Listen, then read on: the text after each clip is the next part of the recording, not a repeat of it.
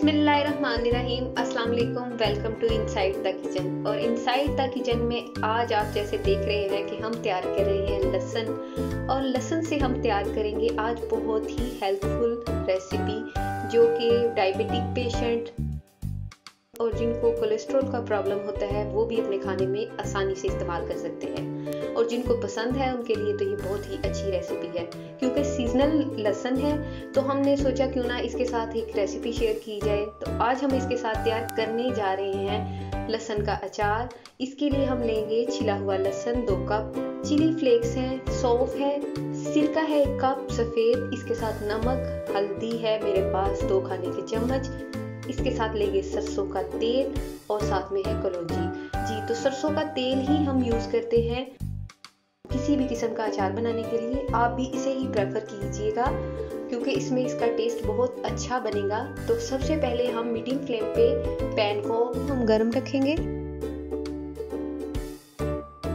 जी, तो सरसों का तेल हम शामिल करेंगे 1 कप। आप एक चीज़ का ख्याल रखें कि जब लहसुन को तैयार करें तो मीडियम फ्लेम पे से हम करेंगे।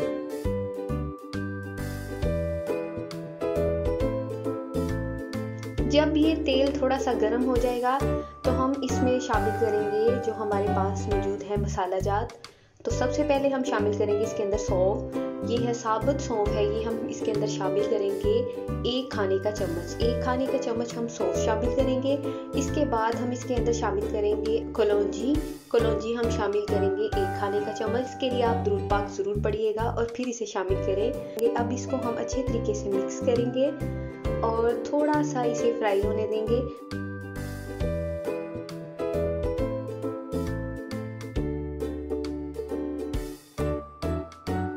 ये देखिए बबल्स आना शुरू हो गए हैं, यानी बड़े अच्छे तरीके से इसके अंदर फ्राई हो गए हैं। और अब हम इसके अंदर शामिल कर देंगे ये हमारे पास जो छिला हुआ गार्लिक है 2 कप। ये देसी लहसुन मैंने इसमें इस्तेमाल किया है। आप भी अचार के लिए देसी लहसुन ही कोशिश कीजिएगा इस्तेमाल करने की।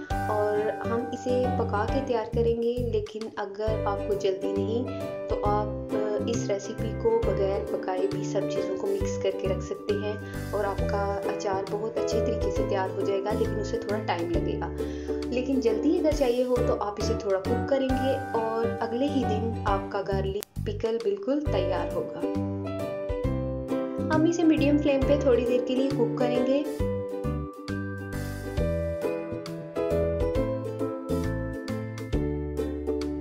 इसके बाद हम इसके अंदर शामिल करेंगे हल्दी पाउडर हम शामिल करेंगे इसके अंदर 1.5 खाने का चम्मच।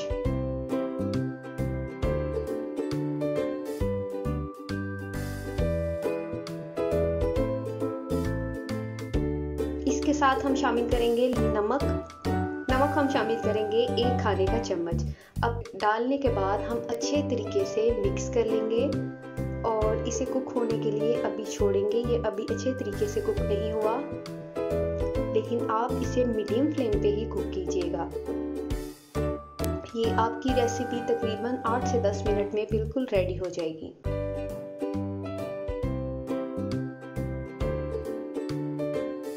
दो से 3 मिनट की कुकिंग के बाद अब हम इसके अंदर शामिल करेंगे चिली फ्लेक्स। ये भी हम शामिल करेंगे 1 टीस्पून।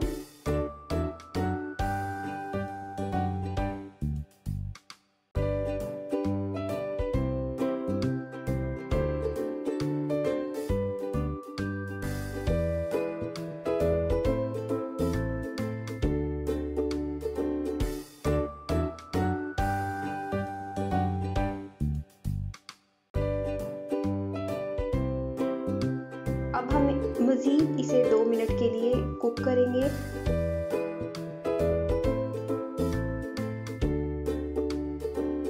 और जब देखें कि ऑलमोस्ट कुक हो चुका है, यानी 6 से 7 मिनट की कुकिंग के बाद अब हम इसके अंदर शामिल करेंगे सफ़ेद सिरका। ये मैं शामिल करूँगी 1 कप भर के। जी, सफ़ेद सिरके का इसके अंदर बहुत अच्छा टेस्ट आएगा। और दूसरा ये कि ये इसे सेव भी करेगा। इस अचार को आप 2 से 3 साल के लिए भी रखें तो बिल्कुल भी ख़राब नहीं होगा।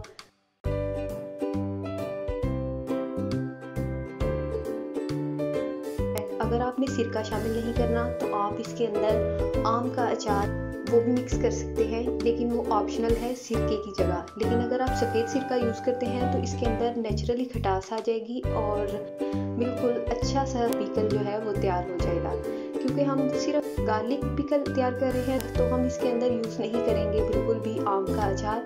हम इसे प्योरली इसे गार्लिक का ही तैयार करेंगे और इसके अंदर यूज़ करेंगे सफ़ेद सिरका। अब हम इसे फ्लेम थोड़ी हाई करके देखें, पका रहे हैं ताकि इसके अंदर जो हमने विनीगर शामिल किया है वो अच्छे तरीके से ड्राई हो जाए और पानी बिल्कुल भी नहीं रहे। और हम इसे तब तक कुक करेंगे जब तक कि पानी खुश्क हो जाता है और ऑयल बिल्कुल सेपरेट हो जाएगा।